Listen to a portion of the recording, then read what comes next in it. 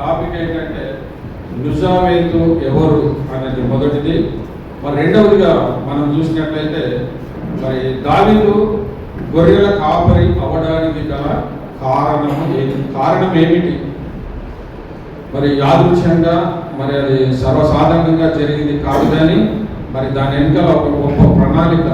ఆ ప్రణాళిక ప్రకారమే మరి దావీదును ఆ గొర్రెల కాపరిగా మరి తన అన్నలైనటువంటి వారు మరి ఆయనకు అరణ్యంకు పంపించడము చూసాం పిల్లలు. కాబట్టి ఇప్పటి వరకు మరి మనము బైబిల్ గ్రంథంలో లేనటువంటి విషయాలు, మరి నుజావేతు అనేది మన బైబిల్ గ్రంథంలో ఎక్కడ కూడా లిఖించబడలేదు. కానీ మరి వారి యొక్క యూదులైనటువంటి వారి గ్రంథాలలో మనం ఒక చరిత్రాత్మకమైన పుస్తకాలు కనుక మనం ఒకవేళ చదివినట్లయితే మరి దానిలో ఆమె గురించి, మరి యూదులకు ఉన్నటువంటి తోరా అనే ఒక గ్రంథము, అదేవిధంగా మరి తాల్మూడ్ అనే ఒక గ్రంథము, మరి ఈ గ్రంథాలలో మరి అనేకమైనటువంటి విషయాలను వాళ్ళు పొందుపరచడం జరిగింది పిల్లలు. కాబట్టి ఈ నుజావేతు ఎవరు అంటే మరి దావీదు యొక్క తల్లి యెషయా యొక్క భార్య. మరి మనము ఎందుకనంటే మరి వాళ్ళ జీవితం పట్ల దేవుడు చేసినటువంటి అనేకమైనటువంటి విషయాలు మరి ఈరోజు చరిత్రాత్మకమైనటువంటి, అంటే మన గ్రంథంలో లేనటువంటి కొన్ని విషయాలు మనకు దావీదు మొట్టమొదటిగా మరి ఆయన గురించి ఎక్కువగా మనకి ఎప్పుడు ఆయన చూస్తామంటే గొలియాతును చంపినప్పుడే నుంచి ఎక్కువగా మనకు అరే దావీదు కార్యం చేశాడు కదా, మరి గొప్ప కార్యము మరి గొలియాతును చంపాడు, అప్పటి నుంచి మనకు బాగా తెలుసు. కానీ అంతకు ముందు ఉన్నటువంటి చరిత్ర ఆయన ఎంత ఘోరమైనటువంటి పరిస్థితి అంటే పిల్లరా, ఆయనకు కలిగినటువంటి బాధ కానీ మన తన తల్లికి కలిగినటువంటి అవమానం కానీ అంత ఇంత కాదు. అయినను ఎలాంటి పరిస్థితులు అయినప్పటికీ మరి దేవుణ్ణి మర్చిపోయేవాడుగా లేడు. మరి ఆయన అరణ్యంలో ఉన్నప్పటికీ మరి దేవుడు ఎప్పుడు దేవునితో ఆయన ప్రార్థించేవాడు, దేవుని ఎల్లప్పుడూ ఆయన స్తుతించేవాడిని మనం చూస్తాం. మరొకసారి మనము ఈ యొక్క యెషయా యొక్క భార్య మరి ఎవరు అంటే నుజావేతు అని చెప్పుకున్నాం. అదేవిధంగా ఎవరు అంటే మోయాబీరాలు, అంటే మోయాబీరాలు మరి అమోనీయులు ఎవరు అంటే లోతు యొక్క సంతానం. తన పెద్ద కూతురు మరి చిన్న కూతురు కలిగినటువంటి వారు అమోనీయులు, మరి పెద్ద కూతురుకు కలిగినటువంటి సంతానమే మోయాబీలు. మరి మోయాబీల నుంచి వచ్చినటువంటి మరి వీళ్ళు యూదా గోత్రానికి చెందినటువంటి వారు. మరి యూదా అంటే పవిత్రమైనటువంటి అయినప్పటికీ మరి ఈమె ఎవరు అంటే మరి ఒక మోయాబురాలైనటువంటి స్త్రీ నుజావేతు. మరి మనము వీళ్ళ ఒక రెండు మూడు తరాల వెనుక కనుక వెళితే దావీదు కంటే యెషయా కంటే 2-3 తరాల కనుక మనం వెళితే మరి అక్కడ కూడా మనం చూస్తే మరి ఎప్పుడైతే యెహోషువ మరి తన మోషే మరణించిన తర్వాత మరి ఆయన చేసినటువంటి కార్యం ఏంటంటే ఎరికో పట్టణాన్ని, తన ముందున్నటువంటి ప్రాంతము ఎరికో పట్టణము జయించాలి. కాబట్టి మరి ఆ పట్టణాన్ని జయించడానికి మరి ఆయన 2 వేల వారిని మరి ఆ యొక్క ఎరికో పట్టణానికి పంపిస్తాడు. మరి ఎప్పుడైతే ఎరికో పట్టణానికి పంపిస్తారో మరి అక్కడ రాహాబు అనే స్త్రీ ఇంట్లో వారు ఉండడము, మరి అక్కడ వీళ్ళు పోయినప్పుడే ఆమె గురించి మరి దేవుడి గురించి అద్భుతమైనటువంటి సాక్ష్యము, మీ దేవుడు గొప్ప దేవుడు, మీ దేవుడు అనేకమైనటువంటి ఆ రాజులందరినీ కూడా హతమార్చినటువంటి వాడు, కాబట్టి ఈ దేశాన్ని కూడా దేవుడు మీకు ఇస్తాడు, కానీ నేను మీకు చేసిన ప్రతిఫలానికి నాకు మీరేమి ఇస్తారు అంటే ఎప్పుడైతే ఈ పట్టణం నాశనం అయితే నాకు తెలుసు, కానీ నాకు మీరు ఇవ్వాల్సింది ఏంటంటే మీరు వచ్చినప్పుడు నా కుటుంబాన్ని మీరు రక్షించాలి. వాళ్ళు ఏమన్నంటే నిన్నే కాదు ఈ గృహంలో ఎవరైతే ఉంటారో వారందరూ కూడా రక్షింపబడతారని. మరి ఈమె అన్యురాలు, మరి ఈమె మరి ఎప్పుడైతే ఈ జరిగినటువంటి విషయము మరి యెహోషువకు ఆ వేగుల వారు చెప్పినప్పుడు మరి ఆయన అరే అంత విశ్వాసం కలిగినటువంటి స్త్రీ కదా, మరి ఈ 2 వేగుల వారు ఎవరైతే ఉన్నారో దాంట్లో ఒక సల్మాన్ ఉండి ఉంటాడు అనే ఒక అభిప్రాయం. ఎందుకంటే మరి సల్మాను ఆమెకు వివాహం చేసి, ఎందుకంటే ఆమెకు ఉన్నటువంటి భక్తిని తన కళ్ళాను చూసినటువంటి వ్యక్తి అంటే సల్మాన్ వారితో పాటు ఉండి ఉంటాడు అనేది ఒక ఆలోచన, ఒక అభిప్రాయమే. అయితే మరి అప్పుడు యెహోషువ ఏం చేస్తాడంటే ఆ యొక్క రాహాబును సల్మాన్కి ఇచ్చి మరి ఆమె పెళ్లి చేయడం మనం చూస్తాం పిల్లలు. కాబట్టి ఆ విధంగా అన్యులైనటువంటి వారి ఒక యూదా గోత్రంలో ప్రారంభపు దేశం నుంచే మరి ఆమె అన్యురాలైనటువంటి రాహాబు రావడము, మరి రాహాబు ఎప్పుడైతే ఇక్కడికి వచ్చిందో మరి వాళ్ళను దేవుడు వారి దాంపత్య జీవితాన్ని ప్రేమించి మరి వారికి పుట్టినటువంటి కుమారుడే బోయాస్. మరి బోయాసులో నుంచే మరి ఒబేదు, మరి ఒబేదులో నుంచే మరి యెషయా, మరి యెషయా యొక్క తండ్రి ఎవరంటే మరి యెషయా యొక్క దావీదు యొక్క తండ్రి ఎవరంటే యెషయా. మరి ఇట్లా ఈ పరంపరలో మనం చూస్తే మరి వాళ్ళు అన్య జాతుల నుంచి వచ్చిన వారే. మరి ఇంకొక విషయం కూడా మనం మత్తయి సువార్త మరొకటి 5:6 కూడా మనం చూస్తే అక్కడ యొక్క వంశవల్లి గురించి వాళ్ళు ఏ విధంగా వచ్చారనే విషయాన్ని మనము ఆ యొక్క మన మత్తయి సువార్త 5:6లో మరి వాళ్ళు ఎవరి నుంచి ఎవరు వచ్చారనే విషయాన్ని మనం చూసాం. పిల్లలు నయాసోనును సల్మానును కనెను, సల్మాను రాహాబునందు బోయాజును కనెను, బోయాజు ఒబేదేదును కనెను, ఒబేదేదు యెషయిని కనెను, యెషయి రాజైన దావీదును కనెను. అంటే ఇక్కడ మనం చూసినట్లయితే మన యొక్క యూదా గోత్రంలో మరి మొట్టమొదటిగా రాహాబు, తర్వాత మరి తామార్ రావడము, తర్వాత మరి వీళ్ళు ఈ విధంగా వాళ్ళ కుటుంబంలో వీళ్ళు మోయాబులైనటువంటి వారు యూదా గోత్రంలో ఉన్నటువంటి వారిని వివాహం చేసుకోవడం ద్వారా మరి వాళ్ళు మరి ఎప్పుడైతే మరి ఒక బోయాజు ఒక అంటే ఆయన అనేకమైనటువంటి భూ సంబంధం కలిగినటువంటి వాడు, అనేకమైన భూములు కలిగినటువంటి వాడు మన బోయాజు. మరి ఎప్పుడైతే మన యొక్క మోయాబు నుంచి రూతు మరి ఒక బెత్లెహేముకు వచ్చారో, మరి బెత్లెహేముకు వచ్చినప్పుడు తను ఆ పరిగ వేరుకోవడానికి బోయాజు యొక్క పొలంలోకి పోవడం, ఆమె పరిగ వేరుకోవడం, మరి మధ్యరాత్రి వేళ మరి తన దగ్గరికి కళ్ళంకు వెళ్ళడం, ఏది వెళ్ళినప్పటికీ మరి బోయాజు ఆమె పట్ల చూపించినటువంటి ప్రేమ, నా కుమారి ఆయన మాట్లాడే మాట, అక్కడ ఉన్నటువంటి యవనస్తులకు కూడా మీరు ఎవరు కూడా ఆమెను ఆటంకపరచకూడదు, మీకు పిలుపుని వదిలిపెట్టండి అన్న విధంగా మనం అంటే ఆదరించినట్టుగా మనం చూస్తాం బోయాజు. తర్వాత బోయాజు అక్కడ ఉన్నటువంటి సన్ ఎడ్రిన్ సభకు మరి ఒక న్యాయాధిపతిగా అనుకోవచ్చు, లేకపోతే అధ్యక్షుడిగా కూడా మనం అనుకోవచ్చు. మరి ఇంకో బోయాజు ఎప్పుడైతే ఆ సన్ ఎడ్రిన్ సభకు మరి బోయాజు అధ్యక్షుడిగా ఉండడం, అలాంటి కొన్ని దినాలు జరిగిన తర్వాత మరి యెషయా మన తన యొక్క బోయాజు తర్వాత మరి అయిన తర్వాత ఒబేద్ తర్వాత యెషయా కూడా వచ్చిన తర్వాత యెషయా కూడా ఏంటంటే ఆయన కూడా సన్ ఎడ్రిన్ సభకు ఒక అధిపతిగా ఉండడం మనం చూస్తాం పిల్ల. అయితే ఈ అధిపతిగా ఉన్నప్పటి కాలంలో మరి యూదులు వారిని వాళ్ళందరినీ వారు పరిశుద్ధపరచుకున్నటువంటి సమయంలో ఆ యొక్క సన్ ఎడ్రిన్ సభలో జరిగినటువంటి విషయం ఏంటంటే మరి ఈ సన్ ఎడ్రిన్ సభకు ప్రాముఖ్యత ఉంది. ఎందుకంటే ఇది యేసు ప్రభువును కూడా సిలువ వేయడానికి ఈ యొక్క సభ వల్లనే వాళ్ళు తీర్మానం చేయడం మనం చూస్తాం. ఆనాటి కాలం నుంచి ఈ యొక్క సన్ ఎడ్రిన్ సభ అంటే ఒక ప్రత్యేకమైనటువంటి స్థానం పొందుకున్నట్టుగా చూస్తాం. మరి దానికి ఉన్నటువంటి యెషయా మరి దాని తన తండ్రి ఎవరైతే బోయాజు ఉన్నారో బోయాజు తర్వాత వచ్చినటువంటి వీరొక యెషయా కూడా మరి యొక్క సన్ ఎడ్రిన్ సభకు ఈయనొక అధ్యక్షుడిగా ఉండడం, ఆ అధ్యక్షుడు ఉన్నటువంటి సమయంలో అక్కడ ఉన్నట్టు ఆ 70 మంది ఎవరైతే ఆ యొక్క సన్ ఎడ్రిన్ సభలో ఉంటారో వారికి కలిగినటువంటిది ఏంటంటే యెషయా మరి ఆయన యోగుడు అయినప్పటికీ మరి తనలో మరి మోయాబు స్త్రీలను వాళ్ళు పెళ్లి చేస్తున్నారు కాబట్టి మరి వాళ్ళు ఈ యొక్క అధ్యక్ష పదవికి వాళ్ళు అర్హులు అవుతారా అంటే వాళ్ళకు ఒక వారు అంటే ఈ యొక్క యెషయా కలిగినటువంటి ఒక పదవిని బట్టి మరి వాళ్ళకి పరిశుద్ధంగా ఉండాలి కదా. ఎవరైనా ఈ యొక్క అధ్యక్ష పదవికి ఎవరైనా ఉన్నారంటే వాళ్ళ పరిశుద్ధత జీవితం కలిగినటువంటి వారి కుటుంబంలో కూడా మరి ఎలాంటి అపవిత్రతకు చోటు లేనటువంటి వారిగా ఉండాలి. కాబట్టి ఆయన వచ్చినప్పుడు వాళ్ళ కలిగినటువంటి ఆలోచన బట్టి మరి వాళ్ళు ఏం చేస్తారంటే మరి ఏంది అని అడిగినప్పుడు మరి ఈ విషయం యెషయాకు తెలిసినప్పుడు ఆయన తన పదవిని పోగొట్టకూడదు, నేను ఆ యొక్క సన్ ఎడ్రిన్ సభకు నేను అధ్యక్షుడిగా ఉండాలి అని ఆలోచించి మరి ఈ విషయం ఎవరికి తెలుస్తుంది అంటే మరి నుషామీతుకు తెలుస్తుంది. మరి అప్పటికే మరి 7 మంది కుమారులు మరి 2 కుమార్తెలు కలిగినటువంటి ఆ యెషయాకు కలిగిన వారు ఉన్నప్పటికీ మరి ఆమెకు తెలిసిన విషయం ఏంటంటే నా భర్త ఆ సన్నిధి సభ నుంచి ఒక స్త్రీ వలన ఆ పదవి పొందననే అవమానం రాకూడదు, ఆయన ఎప్పుడు ఆ యొక్క పదవిని కలిగి ఉండాలని ఆమె ఆలోచించి మరి తర్వాత ఏం చేస్తారంటే యెషయా చేయవలసిన పని ఏంటంటే మరి సరే నేను ఏం చేయాలి, అధ్యక్ష పదవి నేను పొందుకోవాలనుకుంటే మరి నేను ఈమెను విడనాడాలి.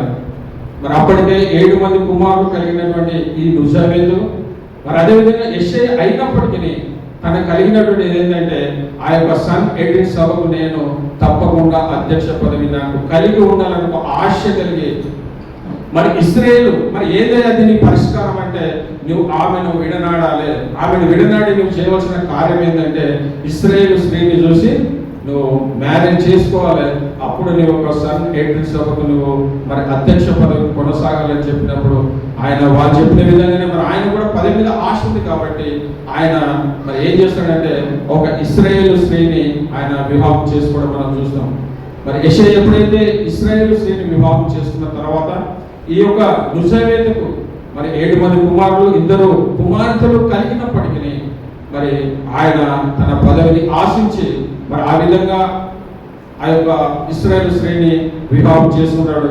మరి అప్పుడు వీళ్ళిద్దరికి మరి ఏదైతే భార్య ఉందో భార్యకు యెషయాకు ఎలాంటి సంబంధం ఉండకూడదు, ఆమెను తన ఇంటిలో నుంచి వెళ్ళగొట్టాలి అని అనుకున్నప్పుడు ఆయన కలిగినటువంటిది ఏంటంటే భార్య కదా 7 మంది కుమారులను కన్నది కాబట్టి ఆమెను వెళ్ళగొట్టకుండా ఆమెను తన గృహంలో నుంచి పంపివేయకుండా తను చేసినటువంటి కార్యం ఏంటంటే ఆమెను తన ఇంటిలో ఒక పని మనిషిగా తన ఇంటి ఒక భార్య అయినప్పటికీ 7 మంది కుమారులు కలిగినప్పటికీ 2 కుమార్తెలు కలిగినప్పటికీ మరి ఆమె కూడా ఎంతో సహకరించినట్టుగానే మనం చూస్తాం. ఆమె ఏ మాట కూడా మాట్లాడినట్టుగా లేదు, ఎందుకంటే ఆమె సహకరించినట్టుగానే మనం చూస్తాం గ్రంథంలో. మరి ఎందుకంటే ఆమె ఆశ ఏంటంటే తన భర్త ఆ పదవి నుంచి తొలగించబడకూడదు, నా భర్త నా వలన ఒక స్త్రీ వలన ఆ పదవి పోయిందనే విషయాన్ని మరి నేను జీర్ణించుకోలేను కాబట్టి మరి ఆమె కూడా తన యొక్క లైఫ్ను మరి త్యాగం చేసినట్టుగా చూస్తాం పిల్లలు.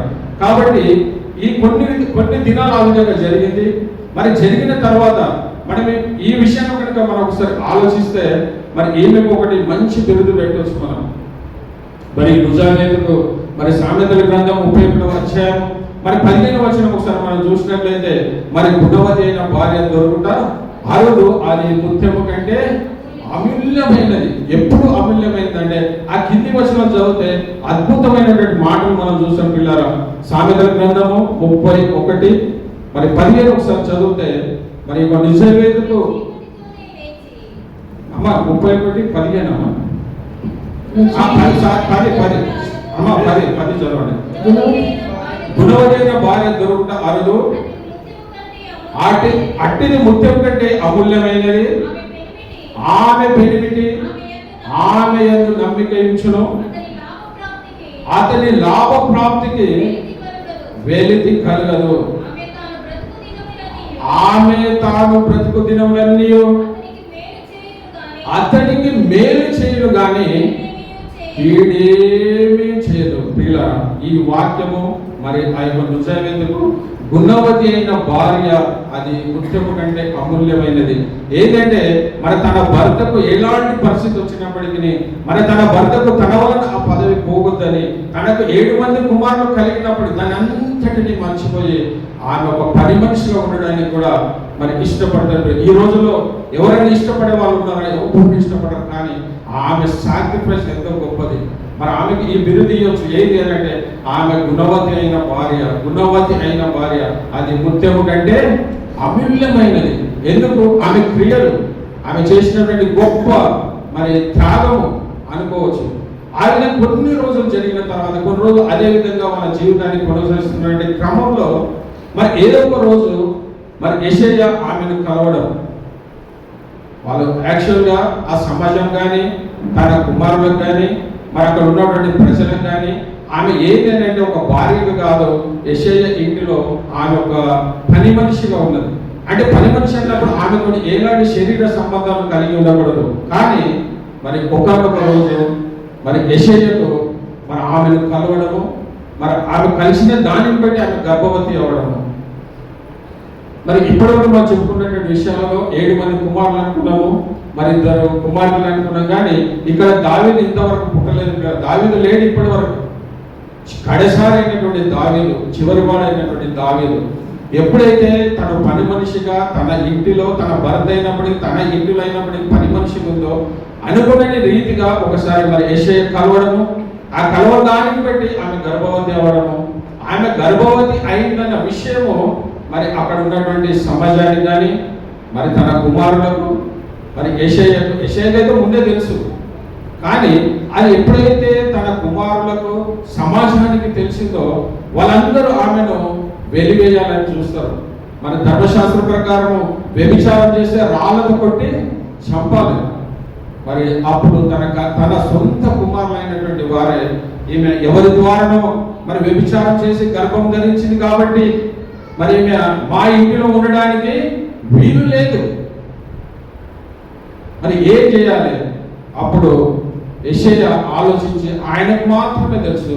మరి తన నిజావేది కూడా తన కుమార్తె చెప్పలేదు, అయ్యా నేను మీ తండ్రి ద్వారానే నేను ఈ గర్భాన్ని పొందుకున్నానని చెప్పలేదు. కానీ తనను మౌనాన్ని ఎందుకంటే ఏమాత్రము చెప్పినా మరి ఆయనకు ఉన్నటువంటి పదవిని, ఆ యొక్క అధ్యక్ష పదవిని మరి అర్హుడు కాడు. కాబట్టి ఎంత బాధ అయినా, ఎంత కష్టమైనా, ఎలాంటి అపనిందలైనా ఆమె భరించడానికి సిద్ధపడగలిగింది.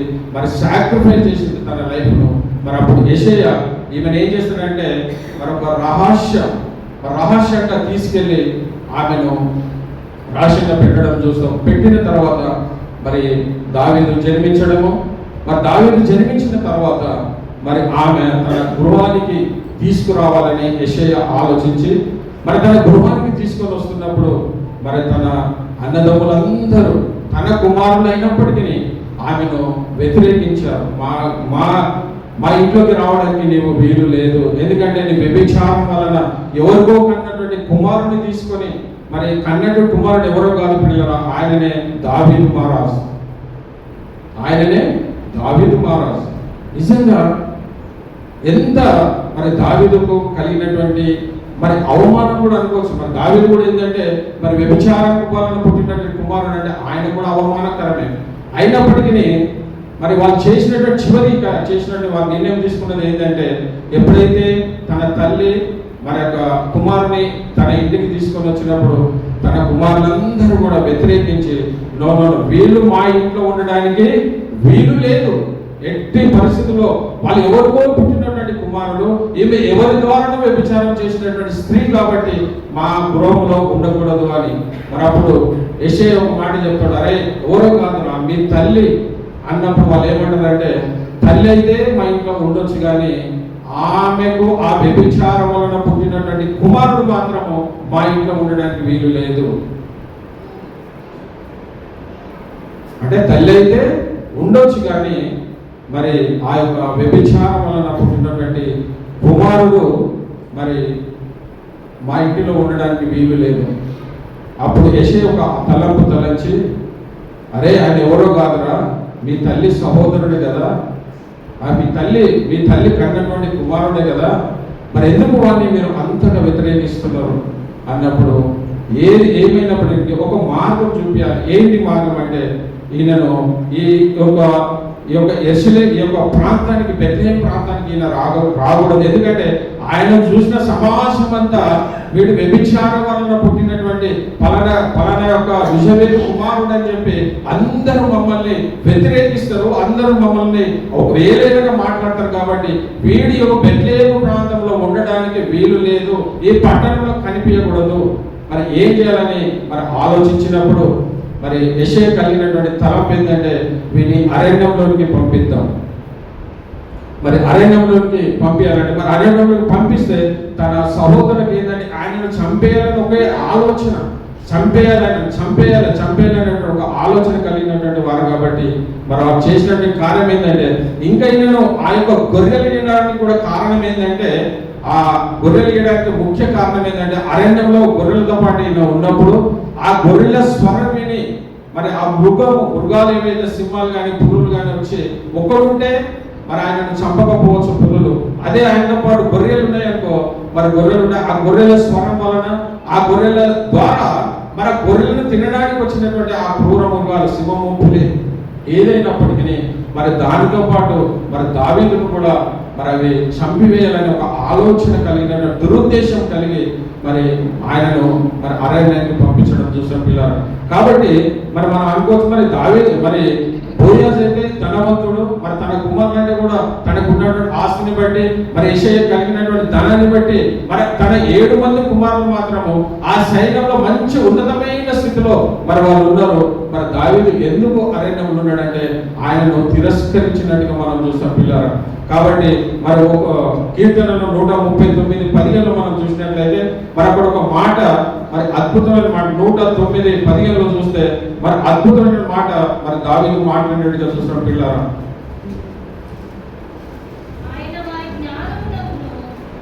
అమ్మ 30:15 నేను రహస్యమందు పుట్టిన నాడు భూమి యొక్క అగాధ స్థలములలో విచిత్రముగా నిర్మింపబడిన వాడను, నాకు కలిగిన ఎముకలన్నీ నీకు మరుగై ఉండలేదు. మరి నేను రహస్యమందు పుట్టిన వాడను. మరి రహస్యమయ్యా, ఎందుకయ్యా నువ్వు రహస్యంగా పుట్టినావని మనం అడిగితే మరి దావీదు ఒకసారి అడిగినట్లయితే మరి రహస్యమందు పుట్టి ఎందుకనంటే తన తల్లిని మరి రహస్యమందు పెంచినాడు. మరి యెషయా రహస్యంలో ఆమెను పెట్టి మరి ఆ యొక్క కుమార్ నేను రహస్యమందు పుట్టిన వాడను. రహస్యమందు మరి ఎవరైనా మరి డెలివరీ అయితే వాళ్ళతో పాటు అనేక మంది ఉంటారు. మన హాస్పిటల్లోకి పోతే నర్సులు ఉండొచ్చు, డాక్టర్లు ఉండొచ్చు, మరి మనము హోమ్ డెలివరీ అయితే మరి ఆమెతో పాటు మందస్థానాలు ఎవరో ఉంటారు. కానీ మరి ఇక్కడ దావీదు చెప్తున్నట్టు మాట మరి నేను రహస్యమందు పుట్టిన వాడనని మరి దావీదు చెప్తున్న పిల్లలు అంటే ఆయన ఎంతగా అర్థం కలిగినటువంటి మాటలు. మరి అలాంటి పరిస్థితుల్లో ఆయన తన గురించి, తన జీవితం గురించి మరి నేను రహస్యమందు పుట్టిన వాడనని, మరి ఎందుకయ్యా నువ్వు రహస్యం పుట్టినవంటే తన తల్లిని వాళ్ళు వెలివేసినట్టుగా చూస్తాం. ఎక్కడో ఆయన ఏదో రహస్యమైన స్థలములలో మరి తన తల్లిని పెట్టినట్టుగా మరి దానిని బట్టే దేవునికి ఆయన మొరపెడుతున్న విధానం ఏంటంటే నేను రహస్యమందు పుట్టిన వాడను. నిజంగా పిల్లరా మరి ఆయన జీవితం కనుక ఆలోచిస్తే ఆ విధంగా తన జీవితం కొనసాగిస్తే మరి పలుమార్లు కూడా ఆయన 27:10 కూడా ఒకసారి మనం చదివితే 27:10 కీర్తనలో 27:10 కూడా చూస్తే మరి ఆయన చెప్పినటువంటి మాటలు అనేకమైన అమ్మా నా తల్లిదండ్రులు నన్ను విడిచినను యెహోవా నన్ను చేరదీయును. మరి దావీదు ఎందుకు ఆ మాట అంటున్నాడు? నా తల్లిదండ్రులు నన్ను విడిచినను యెహోవా నన్ను చేరదీయును. మరి తల్లిదండ్రులు విడిచిపెట్టినట్టే కదా. మరి ఆయన అరణ్యంలోకి పంపించినప్పుడు మరి తన తల్లిదండ్రులు తనను విడిచిపెట్టారు పిల్లలు. కాబట్టి ఆయన చెప్తున్నటువంటి మాట ఏంటంటే మరి నాకు తల్లిదండ్రులు ఇంకొచ్చి చదవమని 27:10 నా తల్లిదండ్రులు నన్ను విడిచినను యెహోవా నన్ను చేరదీయును. చూడండి దావీదు దేవునికి ప్రార్థన ఏంటంటే నా తల్లిదండ్రులు నన్ను విడిచినను యెహోవా నన్ను చేరదీయును. మరి అరణ్యంలో ఉన్నప్పటికీ మరి దేవుడు ఆయనకు తోడుగా ఉన్నటువంటి దేవుడు. అదే మరి 41 కీర్తన 5:6 కూడా మనం చూస్తే 41 కీర్తన 5:6 అయితే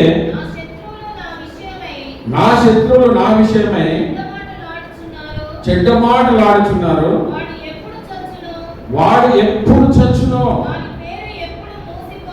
వాని పేరు ఎప్పుడు మూసిపోవునో చెప్పుకొనుచున్నారు. చూడండి పిల్లలు, చూడండి ఇక్కడ కూడా మరి ఆయన గురించి మరి దావీదును ప్రేమతో అరణ్యానికి పంపించిన వారైతే మరి దేవుడు మరి ఆ దావీదు ఇలాంటి ప్రార్థన చేయలేడు కదా.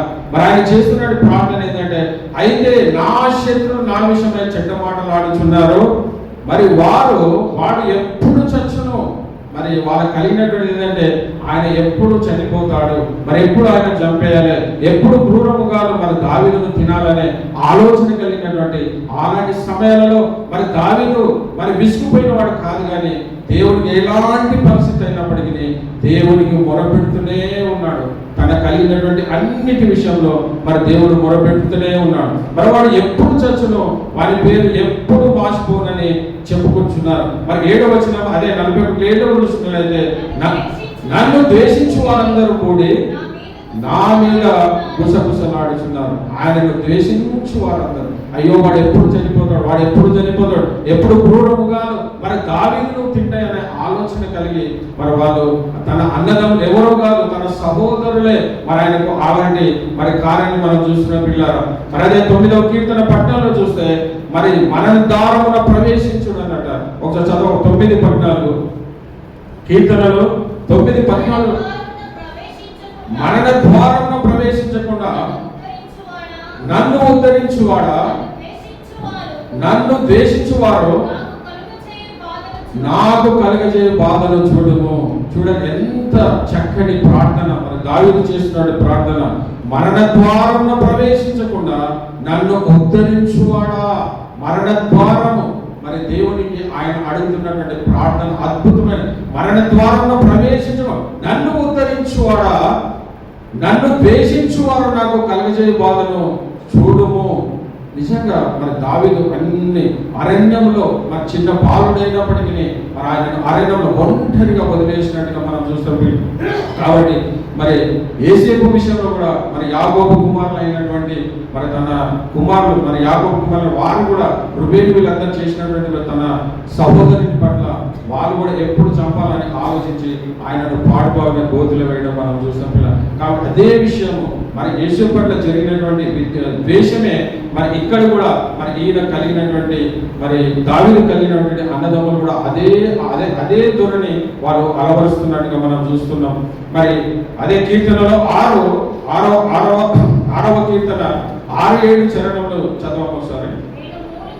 నేను మూలుగుచున్నాను, అలసి ఉన్నాను, ప్రతి రాత్రి కన్నీరు విడుచుచు నా పరుపు తేలజేయుచున్నావు. చూడండి ప్రియులారా, ఆయన రాత్రి, ఎందుకంటే ఆయన ఈ యొక్క బెత్లెహేము రావడానికి లేదు కానీ ఆయన అరణ్యంలోనే మరి రాత్రి అంతా కన్నీరు విడుచుతూ నా పరుపు మరి తేలజేయుచున్నావు.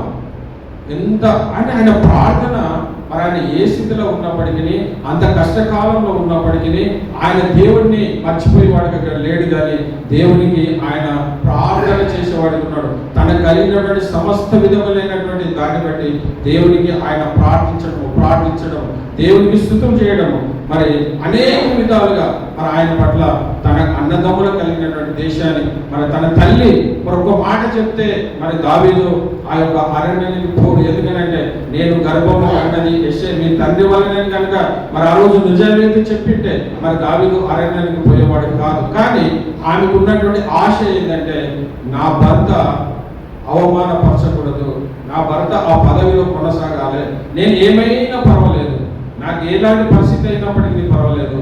మరి ఆమె తను దిగమింగుకొని మరి తన దావీదు ఎక్కడ వెళ్ళినప్పటికీ కానీ ఆమె దేవునికి ఎల్లప్పుడూ ఆమె ప్రార్థించేవారిగానే ఉంటుంది అన్న పిల్లల. మరి 26వ అధ్యాయము మరి 6-7 చూస్తే, నేను మూలుగుచు అలసి ఉన్నాను, 22:6 కీర్తన 22:6 నేను నరులను కాను, నేను పురుగును, నరుల చేత నిందింపబడిన వాడను, ప్రజల చేత తృణీకరింపబడిన వాడను. ఎవరు ఆయనకు ఆశ్రయించలేదు, ఎవరు ఆయనను మన అరణ్యానికి పోతున్నప్పుడు తన అన్నదమ్ములు ఎవరు అడ్డగించలేదు, తన తల్లి అడ్డగించలేదు, తన తండ్రి అడ్డగించలేదు, సమాజం కూడా అడ్డగించలేదు. మరి ఆయన చెప్తున్నట్టు మాట ఏంటంటే నేను నరుడను కాను. మరి నరులు అయితే ఒక విలువ ఉంటుంది మనిషికి, కానీ ఆయన తనను తాను ఎంతగా తగ్గించుకుంటాడంటే అక్కడ కలిగినటువంటి ఆ శ్రమలను బట్టి, అక్కడ తనకు కలిగినటువంటి అవమానాన్ని బట్టి తనను తాను ఆయన ఏమంటున్నాడంటే నేను నరులను కాను, నేను పురుగును, నరుల చేత నియమింపబడవాడను, ప్రజల చేత నేను తృణీకరింపబడవాడను. ప్రజలందరి చేత మరి దావీదు తృణీకరింపబడిన వాడిగా మనం చూసిన పిల్లరా. మరి ఒకనొక సమయంలో మరి దావీదులో ఏదో ప్రత్యేకమైన సమయంలో ఒకరోజు బెత్లెహేముకు వస్తే మరి తన అన్నదమ్ములు చేసినటువంటి కార్యం ఏంటంటే మరి అది మనం 69:21 చూస్తే, వారు నాకు చేదును ఆహారంగా పెట్టిరి. ఆయనకు ఎప్పుడైతే ఒక ప్రత్యేకమైన సమయంలో బెత్లెహేముకి వస్తే వారు తనను చంపేయాలని ఆలోచన కలిగి వారు ఏం చేశారంట, వారు చేదును ఆహారముగా పెట్టింది. ఆయనకు చేదును ఆహారంగా పెట్టింది. నిజంగా ఆయనతో కలిగినటువంటి ఈ అనేకమైన విషయాలు చూస్తే మరి 69 కీర్తన 8లో కూడా చూస్తే మరి నా సహోదరులు నాకు అన్యుడనైతిని, నా సహోదరులకు నేను అన్యుడనైతిని, నా తల్లి కుమారులకు నేను పరుడనైతిని అంటాడు. నిజంగా ఎంత బాధ ఆయన లోపల ఉన్నది. అయినప్పటికీ బాధను అనుభవిస్తూనే మరి దేవుని ఎడల ఆయన ఎల్లప్పుడూ మరి ప్రార్థించేవాడిని మనం చూస్తున్న పిల్లలు. కాబట్టి మరి ఈ విషయంలో మనం చూస్తే మరి దేవుడు వారికి కలిగినటువంటి దానిని బట్టి మరి 116వ కీర్తన 16 కనుక చూస్తే మరి యెహోవా నేను నిజముగా నీ సేవకుడను నీ సేవకురాలి కుమారుడనై ఉన్నాను. మరి తన తల్లి గురించి, అయ్యా నేను సేవకుడనయ్యా, నా తల్లి నీ సేవకురాలయ్యా, నన్ను ఒకసారి జ్ఞాపకం చేసుకొని మరి దావీదు మరి మొరపెడుతున్నటువంటి దేవుడు పిల్లరా. కాబట్టి ఏది ఏమైనప్పటికీ మరి ఆయన పట్ల దేవుడు మరి మనకి ఇంతవరకు చూసినటువంటి విషయాలు చూస్తే ఆయన ఎంతో మరి కఠోరమైనటువంటి పరిస్థితి, అనేకమైనటువంటి శ్రమల గుండా మరి తన తల్లిదండ్రుల సహోదరులు ఉన్నప్పటికీ సహోదరుల చేత వెలివేయబడిన వాడు, మరి తల్లిదండ్రులు ఉన్నప్పటికీ తల్లిదండ్రుల చేత వెలివేయబడిన వాడు, మరి అక్కడ సమాజం అంతా ఉన్నప్పటికీ సమాజం కూడా ఏ ఒక్కరు ఆయన చేరదీర్చినట్టుగా లేదు. కానీ మరి ఎవరు చేరదీశారంటే మరి దేవుడే చేరదీర్చాడు పిల్లరా. మరి ఇప్పటి వరకు ఇదంతా మనం చూసుకున్నట్లయితే మన బైబిల్ గ్రంథంలో లేదు, కానీ ఇది ఒక చరిత్రాత్మకమైనటువంటి విషయం. మరి ఎప్పుడైతే మనకు తెలిసినప్పటి నుంచి అంటే మరి ఎప్పుడైతే మరి సమూయేలు మరి మొట్టమొదటి ఇశ్రాయేలుకు రాజు అయినటువంటి సౌలు మరి రాజుగా అయిన తర్వాత మరి ఆయన చేసినటువంటి మరి ఏదైతే అమాలేకులకు పోయి యుద్ధం చేసి అక్కడ సర్వనాశనం చేయమని చెప్పినప్పుడు ఆ యొక్క సౌలు ఏం చేస్తాడంటే ఆ యొక్క పట్టణాన్ని సర్వనాశనం చేయకుండా ఎవరైతే ఉంటే ఆ రాజు ఉన్నాడో ఆ రాజుని తీసుకొచ్చి ప్రొవినటువంటి దూడలను తీసుకొచ్చి మరి ఆయన మరి సమయం పోవడానికి లేట్ అయినప్పుడు బలిపీఠం ఎక్కి మరి ఆయన ఆ యొక్క దహన బలి అర్పించినప్పుడు మరి సమయం నుంచి మరి నీ దగ్గర నుంచి నీ రాజ్యము తీసివేయబడుతుందని సౌలు ఇశ్రాయేలు మొట్టమొదటి రాజు సౌలు మరి రెండవది ఇదంతా దాదాపుగా 28 సంవత్సరాలు 28 అంటే ఆయన దాదాపుగా అరణ్యములో గడిపింది 28 సంవత్సరాలు అంట. ఏ తోడు లేక ఏ ఆదరణ లేక ఎవరి వలన ఆయన మరి తండ్రి దగ్గర మరి ఆయన గడిపినటువంటి కాడు, తల్లి దగ్గర గడిపినటువంటి కాదు, తన సహోదరుతో కలిసి జీవించినటువంటి కాడు, సమాజంతో కూడా కలిసి జీవించినటువంటి కాదు. కానీ ఆయన ఎవరితో మరి ఉన్నాడు సావాసం? ప్రభు అయినటువంటి దేవునితోనే ఆయన సావాసం. మరి ఆ విధంగా ఎప్పుడైతే మరి ఆయన దేవుడు హెచ్చించాలని అనుకున్నప్పుడు మరి సౌలు ఎప్పుడైతే మరి తన పదవి నుంచి మరి నీ రాజ్యం నీ యొద్ద నుంచి తీసివేయబడుతుందని సౌలు చెప్పినప్పుడు అప్పుడు సమయంలో దేవుడు మాట్లాడతాడు, నీవు పోయి యెషయా ఇంటికి వెళ్ళు, వారి కుమారులు నేను ఎన్నుకుంటున్నాను రాజుగా చేస్తానని చెప్పినప్పుడు అప్పుడు సౌలు ఎక్కడికి వెళ్తాడు? యెషయా ఇంటికి వెళ్తాడు. మరి యెషయా దగ్గరికి వెళ్ళినప్పుడు మరి ఆయన నీ కుమారులు ఎంతమంది అంటే 7 మంది కుమారులు సైన్యంలో ఉన్నటువంటి వారిని 7 మంది నిలబెడతాడు.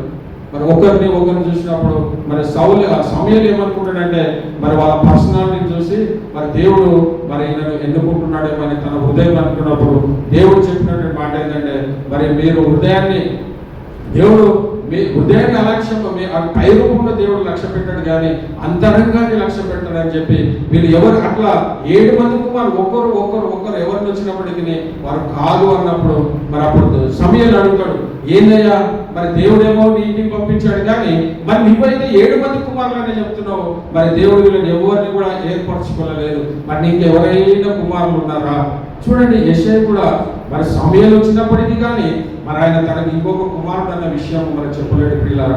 మరి ఎప్పుడైతే అవునయ్యా ఒకడు ఉన్నాడు పని కుమారుడు, వాడి గొర్రెలు కాపరి తెలియమానేవాడు, వాడికి బుద్ధి లేదు, ఏది లేనట్టున్నాడు ఒకడు ఉన్నాడయ్యా అని చెప్తే అప్పుడు సమూయేలు అన్నాడు వాడిని ఆయనకు పిలిపిమని చెప్పినప్పుడు అప్పుడు తండ్రి పంపించినప్పుడు అప్పుడు సమూయేలు అప్పుడు దావీదు దగ్గరికి మరి పంపినప్పుడు దావీదు అడుగుతాడు, అయ్యా మీ తండ్రి రమ్మంటున్నాను నిన్నంటే, అన్నా నిజం చెప్పన్నా, అన్నా నిజమా ఇది నా తండ్రి నన్ను రమ్మంటున్నా అంటే ఎన్ని సంవత్సరాల ఆదరణ పొందినటువంటి మరి దావీదు మరి సడన్ గా వచ్చి నీ తండ్రి రమ్మంటున్నా అంటే ఆయన ఆశ్చర్యాన్ని వ్యక్తపరుస్తాడు. ఏది నా తండ్రి నన్ను పిలుస్తున్నాడా? నా తండ్రి అన్నారు నిజమే చెబుతున్నారా? నాతో అబద్ధం ఆడుతున్నారు మీరంటే లేదు నిజమే చెబుతున్నాను, మీ తండ్రి రమ్మన్నాడు. మరి అప్పుడు ఆయన పరిస్థితి ఎలా ఉంది అంటే మరి వీళ్ళైతే సైన్యంలో మంచి దేహదారుఢ్యం కలిగినటువంటి వారు 7 మంది, వాళ్ళ సైన్యంలో మంచి పౌష్టికమైన ఆహారం తిన్నటువంటి వారు. మరి ఈయన దావీదు అయితే అరణ్యములో మరి ఆయన ఏమి తిని ఎలా జీవించాడో మరి లేదు. కానీ ఆయన మరి వస్తున్నప్పుడు ఆయన బట్టలు కానీ మరి ఆయన యొక్క తల కానీ ఎలా ఉంటుందంటే ఒక పని మనిషిలాగా మన గొర్రెలు కాపరేట్లు ఉంటారో ఆ విధంగా మరి ఆయన తన తండ్రి యొద్దకు వచ్చినప్పుడు ఆయన దూరం నుంచి వస్తున్నప్పుడే మరి అప్పుడు కూడా మరి యెషయా కుమారుడయ్యా అని చెప్పడం లేదు, కానీ మరి సమూయేలు ద్వారా దేవుడు నేను ఇతన్ని ప్రత్యేకపరచుకున్నా, ఈయన నేను ఎన్నుకున్నా అని చెప్పినట్టుగా మనం చూసాం పిల్లలు. కాబట్టి మరి ఎలాంటి పరిస్థితులు అయినప్పటికీ మరి దేవుడు విడనాడేవాడు కాదు. మరి ఈరోజు సంఘంలో ప్రతి కుటుంబంలో మరి ఇలాంటి మరి తల్లిదండ్రుల చేత విడబడినటువంటి కుమారులు ఉండొచ్చు, మరి భర్త చేత విడబడినటువంటి భార్యలు ఉండొచ్చు, మరి సహోదరుల చేత దూషింపబడుతున్న వారు ఉండొచ్చు. కానీ ఏది ఏమైనప్పటికీ నువ్వు దేవుని యొక్క భయభక్తులు కలిగి ఉంటే దేవుడు తప్పకుండా ఏదో ఒక రోజు నేను హెచ్చించే స్థితిలో పెడతాడు. నీకున్నటువంటి సమస్యలు ఇప్పుడు ఉండవు. మరి దావీదుకు అనేకమైన సమస్యలు ఉన్నప్పటికీ ఈ రోజు సమస్యలన్నిటినీ తీర్చేసి మరి దేవుడు ఆయనను ఒక రాజుగా నియమిస్తాడు. మరి అప్పుడు దావీదు చెప్పినటువంటి మంచి మాట ఏంటంటే, అయ్యా నన్ను ఇంతగా హెచ్చించడానికి నేను ఏ పాటి వాడినయ్యా, నా కుటుంబం ఏ పాటిదయ్యా, నేను ఒక గొర్రెల కాపరినయ్యా. కానీ మన దేవుడు చూసేది పై రూపాన్ని లక్ష్య పెట్టాడు, కానీ తన ఉదయంతరంగానే లక్ష్య పెట్టే దేవుడు. కాబట్టి ఆయన ఒక రాజుగా, ఆ సింహాసనానికి రాజుగా నియమించినట్టుగా చూస్తాం. మరి ఇంత ముందంతా చూస్తే ఆయన పరిస్థితి బహుఘోరమైనటువంటి పరిస్థితి పిల్లరా.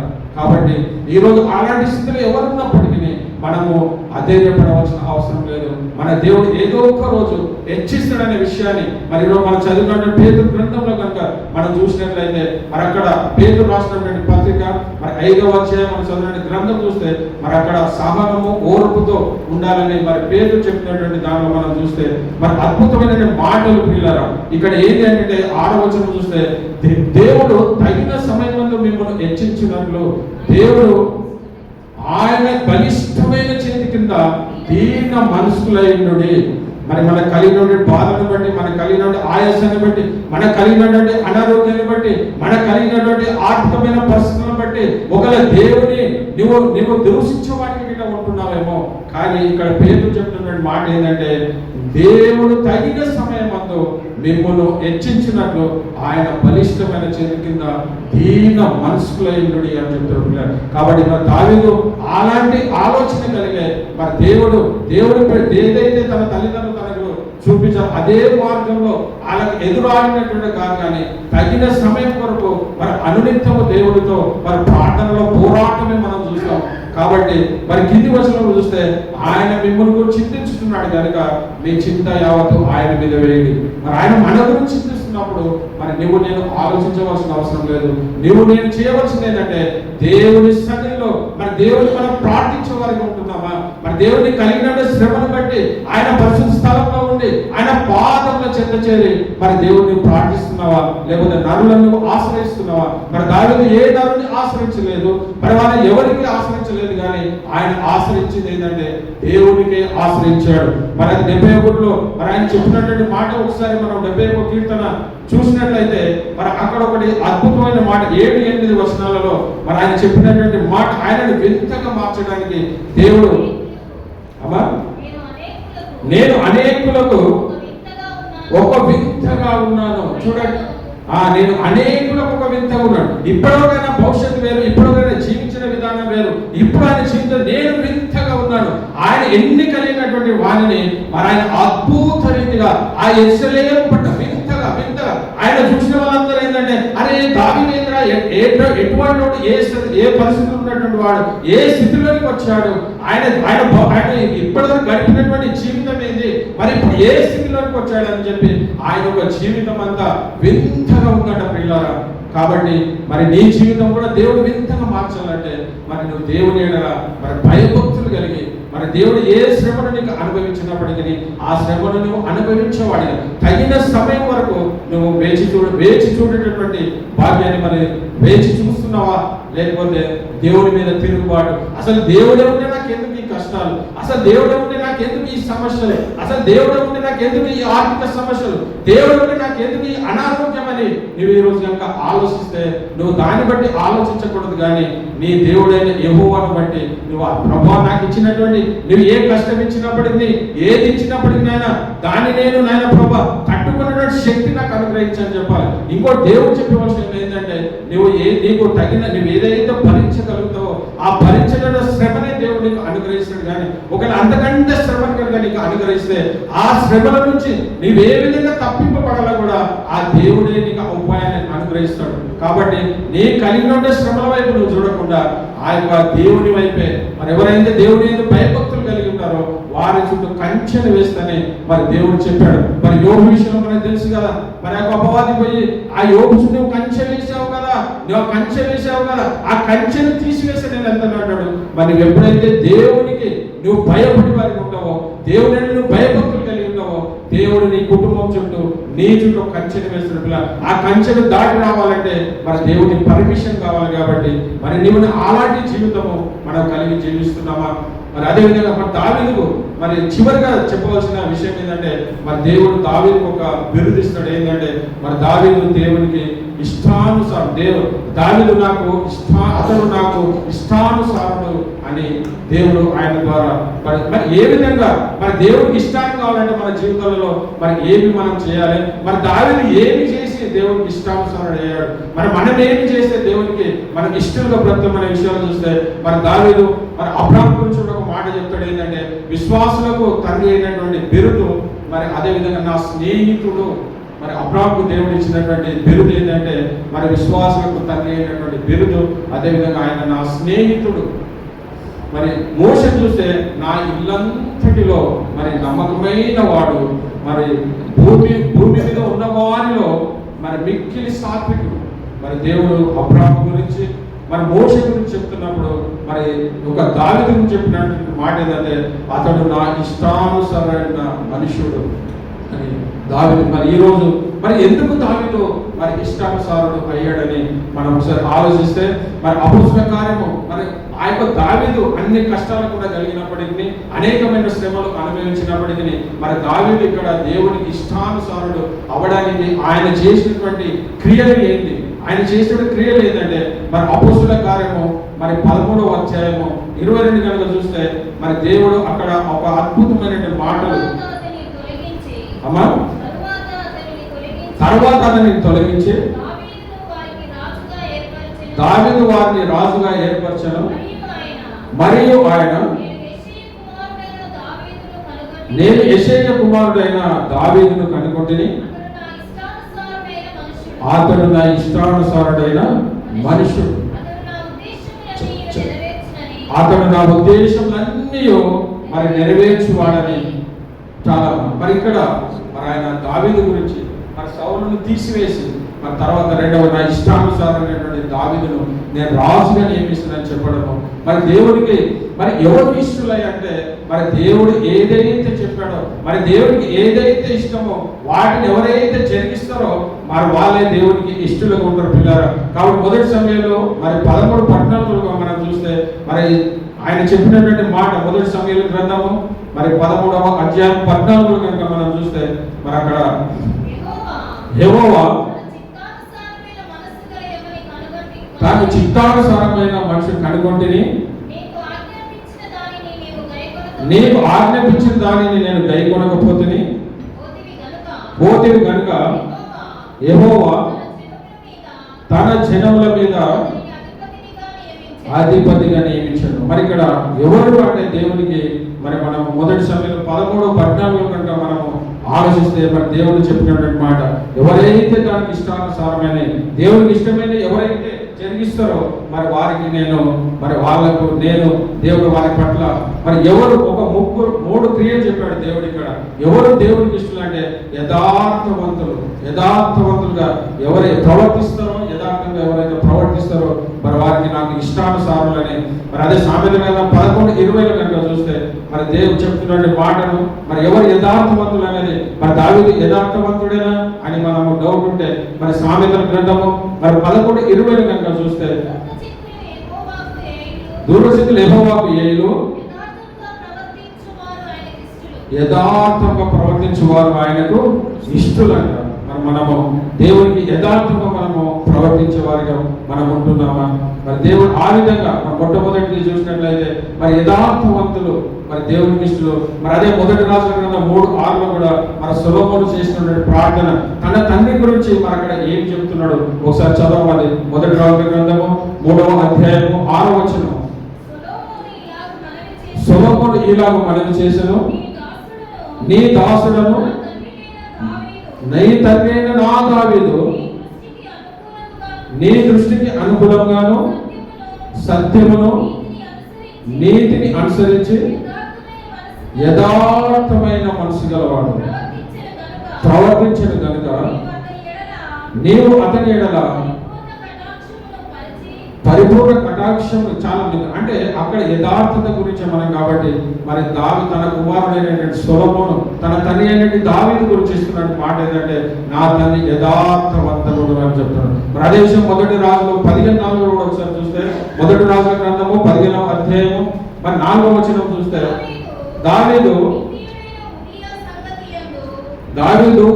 ఉరియా సంగతి తప్ప తన జీవిత దినములన్నీ యెహోవా దృష్టికి యథార్థంగా నడుచు. మరి ఆయన ఎక్కడ తప్పు చేసిందంటే ఒకే ఒక్క విషయంలో, అదేంటంటే ఉరియా భార్య అయినటువంటి బత్షెబతో చేసినటువంటి పాపం, మరి దేవుడితో చేసినటువంటి పాపాన్ని కూడా మరి పరిశుద్ధ గ్రంథం లిఖించబడ్డది. అది ఒక్కటి తప్ప తన బాల్య దినములన్నీ కూడా మరి యెహోవాను మరి ఆయన స్తుతించేవాడిగా, మరి ఆయన మొరపెట్టేవాడిగా మనం చూస్తాం. మొట్టమొదటి యథార్థత ఎవరంటే మరి దావీదు ఉన్నాడు కాబట్టి మరి ఆయనకు ఇష్టానుసారుడని మనం చూసుకోవచ్చు. మరి ఇంకోటి మరి సత్య ప్రవర్తన సత్యవర్తము ఎవరైతే ఉంటారో మరి వాళ్ళు కూడా దేవుడికి ఇష్టలు అనే విషయాన్ని మరి సామెతల గ్రంథం 12:22 చూస్తే మరి అక్కడ కూడా దేవుడు ఒక చదవ మరి అమ్మా అబద్ధములాడే పెదవులు యెహోవాకు గేయములు సత్యవర్తనులు ఆయనకి ఎవరు ఇష్టలు అంటే సత్యవర్తనులు మరి దేవుడికి ఇష్టలు. మరి అదే మరి మొదటి రాజుల గ్రంథం 3:6 ఇప్పుడు చదివిన దాంట్లోనే మరి 3:6 కూడా మనం చూసినట్లయితే నీ దాసుడైన నేను నీవు కోరుకున్న జనుల మధ్య 6 నీ దాసుడను నా తండ్రి అయిన దావీదు నీ దృష్టికి అనుకూలముగా సత్యమును నీతిని అనుసరించి యథార్థమైన మనసు గలవాడై ప్రవర్తించిన మరి యథార్థమైన సత్యవర్తనుడు మరి యథార్థమైన మనసు కలిగినటువంటి వాడిగా మరి తన గురించి మరి తన కుమారుడైనటువంటి సొలొమోనే మన తండ్రి గురించి చెప్తున్న పిల్లల మరి మన మొట్టమొదటి యథార్థంగా మనం ఉన్నామా, రెండవది మన సత్య ప్రవర్తన కలిగి మనం జీవిస్తున్నామా, మూడవది విశ్వాసము గలవాడు. మరి ఈయన ఎవరు అంటే దావీదు విశ్వాసం గలవాడు. మరి ఎబ్రాయీయులకు రాసిన పత్రిక మరి 11:6 చూస్తే విశ్వాసం లేకుండా దేవుడికి ఇష్టడైన అసాధ్యము. కాబట్టి మరి ఈ విశ్వాసం ఎక్కడ ఆయన చూపాడంటే మరి గొలియాతు మరి ఎప్పుడైతే ఈయన తన అరణ్యం నుంచి వచ్చినప్పుడు మరి అన్నలైనటువంటి వారు మరి సైన్యంలో ఉన్నారు, వాళ్ళు యుద్ధాలు చేస్తున్నారు, వారికి కావాల్సిన ఆహారాన్ని సిద్ధపరచుకొని మరి అన్నలకు ఇచ్చినారని మరి దావీదును పంపించినప్పుడు ఆయన విశ్వాసం ఎంతో గొప్పది. ఎందుకంటే మరో రోజు వీళ్ళు ఆయన గొలియాతును చూస్తున్నారు, తిరిగి మన టెంట్లోకి వస్తున్నారు, గొలియాతును చూస్తున్నారు, తిరిగి టెంట్లోకి. ఆయన చెప్పేది ఏంటంటే ఎక్కువ రక్తపాతం అవసరం లేదు, అనేక మంది నాతో యుద్ధం చేయడానికి అవసరం లేదని, మీలో ఇశ్రాయేలు ఎవడైనా ఒకడు ఉంటే నాతో యుద్ధానికి రావాలని చెప్పినప్పుడు మరి ఎవరు కూడా ముందుకు పోవడం లేదు. మరి దావీదు మరి చిన్నవాడైనప్పటికీ మరి అక్కడ మరి ఆయన సౌలు చెప్పేటంటే మరి సౌలు కూడా మరి 6 అడుగులు కలిగిన వాడు అయినప్పటికీ మరి ఆయన కూడా యుద్ధం చేయలేనటువంటి పరిస్థితులు ఉన్నప్పుడు మరి దావీదు కలిగినటువంటి విశ్వాసం ఏదంటే మరి ఆయన 6 అడుగుల 6 అడుగుల జానడు అనుకుంటా. మరి ఆయన ఎవరు గొలియాతు. ఈ దావీదు చాలా పొట్టివాడు అయినప్పటికీ మరి ఆయన తన ఎత్తులో తన బలాన్ని చూసుకోలేదు కానీ మరి యుద్ధము యెహోవాదే, మరి యుద్ధము యెహోవాదే అని చెప్పి ఆయన గొలియాతుతో ఆయన చెప్పినట్టు మాట ఏంటంటే ఈ బాలుడు ఎంతటి వాడు అంటాడు. మరి ఆయన చెప్పిన మాట ఏంటంటే ఈ యొక్క సున్నతిని ఫిలిష్తీయుడు నా ముందు నా దేవుడి ముందు ఎంతటి వాడని ఆయన చేసినప్పుడు ఏంటంటే అయ్యో ఆయన రక్షణ కోసం డాలు అవన్నీ తీసుకోమని పోయి మరి సౌలు చెప్పినప్పుడు మరి దావీదు మాత్రం ఎలాంటిది తీసుకొని పోలేదు. ఎందుకనంటే ఆ యుద్ధము యెహోవాదే, ఆయననే యుద్ధం చేస్తాడు కాబట్టి ఆయన ఒక 5 రాళ్ళు తీసుకున్నాడు. మరి 5 రాళ్ళు ఎందుకు తీసుకున్నాడు? మరొక రాయితో చంపలేడా? మరి ఆయనకు విశ్వాసం లేదా అంటే విశ్వాసం కలిగినటువంటి దావీదు కానీ 5 రాళ్ళు తీసుకోవడానికి కావాల్సిన ప్రాముఖ్యం ఏంటంటే ఈ ఫిలిష్తీయులలో 5 మంది రాజులు ఉంటారు కాబట్టి ఒకవేళ వీడిని చంపితే మరి ఇంకా 4 వస్తారేమో అని చెప్పి దావీదు 5 రాళ్ళు ఏర్పడం మనం చూస్తాం. 5 రాళ్ళలో మరొక రాయితో వరుసలో పెట్టుకొని కొట్టినప్పుడు మరి ఆయన గొలియాతు మరి దావీదుకి ఎదురుగా ఉండి మరి తన వర్షంతో రాయిని కొట్టినప్పుడు మరి గొలియాతు ఎక్కడ పడాలి? వాస్తవానికి ఎంతో పడిపోవాలి. అంటే ఇప్పుడు నన్ను వచ్చి మీరు తోసినారు నేను ఎక్కువ పడతా కానీ ముందుకు పడను. కానీ అక్కడ గొలియాతు ఏ విధంగా పడ్డాడంటే దావీదు కొట్టినప్పుడు ఆయన నుంచి ముందు పడ్డాడు. అంటే దేవుడు తన వెనుక నుండి ఆ కార్యాన్ని జరిగించాడు. మరి తన వెనుక నుండి మరి దేవుడు ఈయన రాయి విసినం తన యొక్క ఆ యొక్క నొసటికి తగిలినప్పుడు ఆయన ఇట్లా అంటే ముందుకు పడాలి కానీ అంటే వెనుకకు పడాలి కానీ ఆయన పడింది ఎందుకుందంటే ముందుకు పడ్డట్టుగా మనం చూస్తాం పిల్లలు. కాబట్టి మరి యుద్ధము దేవుడే, కాబట్టి ఆయనకు అంత విశ్వాసం ఉంది కాబట్టి మరి ఆ యొక్క గొలియాతును జయించగలిగాడు. మరి అప్పటి నుంచి ఆయన ఇంతకుముందు పడిన కష్టాల కంటే మళ్ళా తిరిగి ఎప్పుడైతే దావీదు యొక్క గొలియాతును జయించాడో తిరిగి కష్టాలు మరి దావీదుకు ప్రారంభమైన ఆయన జీవితంలో ఎప్పుడు కూడా సుఖం లేనటువంటి జీవితమే. మరి అప్పుడైతే అన్నల చేత తల్లిదండ్రుల చేత ఆయన అరణ్యానికి పోగొట్టబడ్డాడు. ఎప్పుడైతే గొలియాతును చంపించడో మరి ఆయనకు ఎవరికి సౌలుకు ఆయన మీద మరి విషపు చూపు కలిగి మరి వాసన నా ప్లేస్ నుండి మరి దావీదుతో చేశాడని అనుకోలేదు. కానీ మరి అక్కడ స్త్రీలు చేసినటువంటి ఒక కార్యం వలన స్త్రీలు ఏం చేశారంటే మరి దావీదుకు 10,000 మరి సౌలుకు 1000 అన్నప్పుడు అక్కడ వచ్చింది ఆయన ప్రాబ్లం. అంటే స్త్రీల వలన జరిగినటువంటి దాని వలన మరి అక్కడ ఏమైందంటే ఆయన సౌలు మరి ఈ యొక్క దావీదును వెంబడించడం మనం చూస్తాం పిల్లలు. కాబట్టి మరి దావీదు ఒక మంచి అలవాటు ఏంటంటే మరి సౌలును చంపడానికి పలుమార్లు ఆయనకు అవకాశం వచ్చినప్పటికీ ఎందుకు చంపలేదంటే అభిషేకించినటువంటి వాణిని నేను చంపకూడదు అంటే ఎంత ఆయనకు మంచి మనసు దావీదుకు ఉంది. కాబట్టి మరి దేవుడు ఈరోజు మరి మన సంఘ కుటుంబాలలో మరి ఎలాంటి దావీదు కలిగిన శ్రమలు ఏవి కలిగినప్పటికీ వాటన్నిటిని గురించి మీరు చింతించకూడదు. అవి కొద్ది దినములు మాత్రమే మరి దేవుడు అనుమతించాడేమో. మరి అనుదినమును దేవుడికి ప్రార్థన చేసి దేవా నాకు కలిగినటువంటి ఆపద నుంచి, నాకు కలిగినటువంటి బాధ నుంచి, నాకు కలిగినటువంటి శ్రమ నుంచి, నాకు కలిగినటువంటి యొక్క ఆర్థిక పరిస్థితి నుంచి, నాకు కలిగిన అనారోగ్యం నుంచి దేవా నీవే విడిపించాయా, దీనిని నేను భరించడానికి కావలసిన శక్తి నాకు అనుగ్రహించాలి. అలాంటి కృప మరి అలాంటి ఆశయము మరి దేవుడు మనందరి పట్ల మరి దేవుడు నెరవేర్చును గాక. ఆమేన్.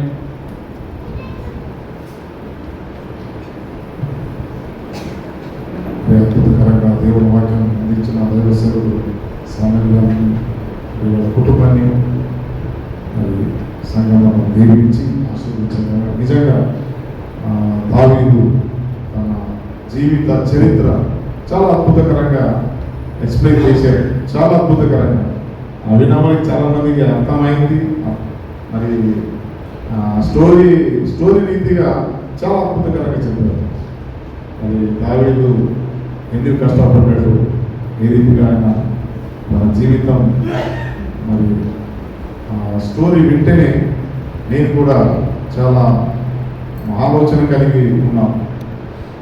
మరి మనం జీవితంలో ఆయన అన్ని విషయాలు పడ్డాడు. తల్లి నుంచి కూడా ఎన్నో